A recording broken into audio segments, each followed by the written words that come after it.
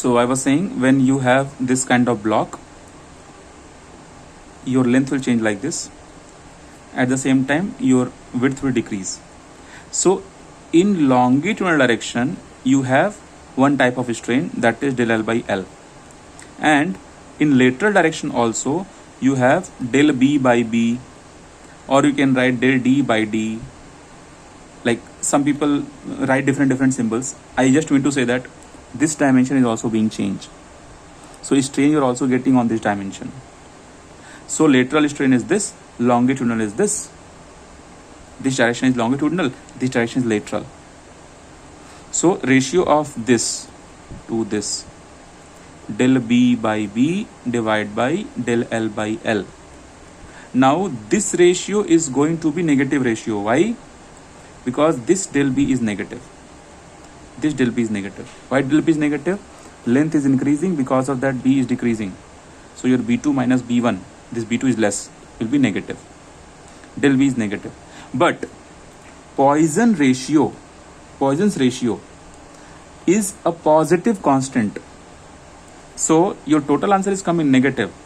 So to make this total answer positive, you put minus sign. That's all. So this is about Poisson's ratio. So Poisson's ratio gives you another dimension in the elasticity. What is that idea? See, in last class I taught you, if there is a load acting P in this direction, then that will give you strain. That strain will be del L by L. And if you multiply E into this strain, you will be getting sigma x. And strain symbol I gave as epsilon x. Today you learnt you will be getting one more stress if this will also shift in this direction. I mean lateral strain also you are getting. Now question is, how to understand 3D stress strain system based on all types of loading. What I mean, suppose I am giving you 3D. I am giving you some force F1 here,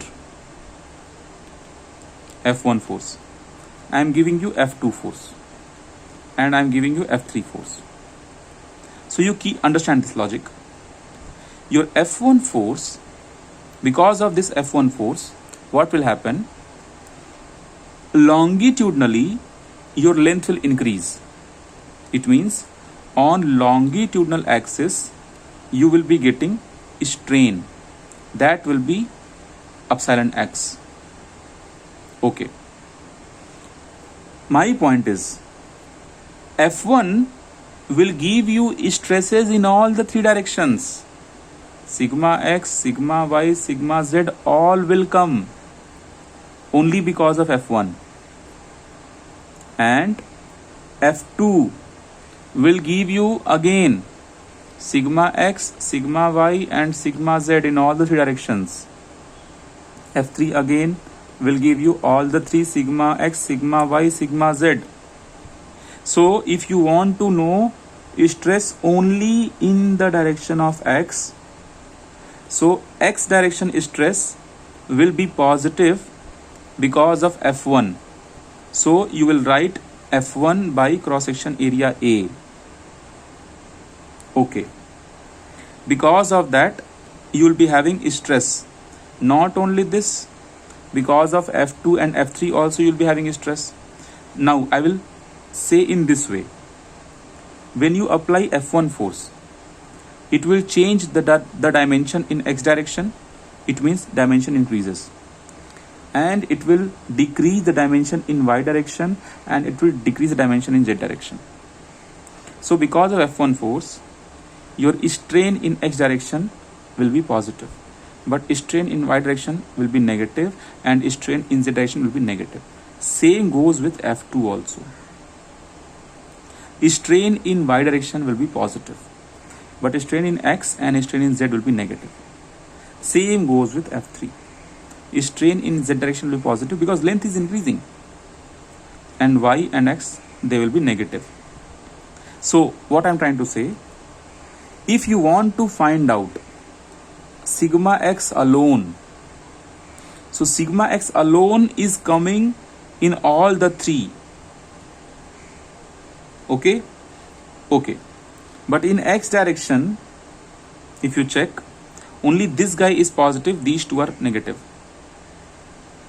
If you check in y direction, so I mean if you check for epsilon y, only this guy is positive, these two negative. If you check for the direction, only this z is positive, remaining are negative. It means your epsilon x, epsilon y, epsilon z, these three strains you can write in terms of their stresses like this. Your epsilon x is definitely because of sigma x by E, but it is also because of sigma y by E with Poisson's ratio. This is also sigma z by E Poisson's ratio. But if you want to find out epsilon y, so again sigma y by E will give you positive answer, but these two will give you a negative answer, sigma x by E and sigma z by E. But again mu and mu will come here. In same way, epsilon z, your sigma z by E will be positive, but after that remaining two will be negative. It means minus mu sigma y by E minus mu sigma x by E. What is the complete idea here? Complete idea is this sigma x is developing strain in s direction, so that length is increasing, but the same sigma x is decreasing the length in y direction and in z direction.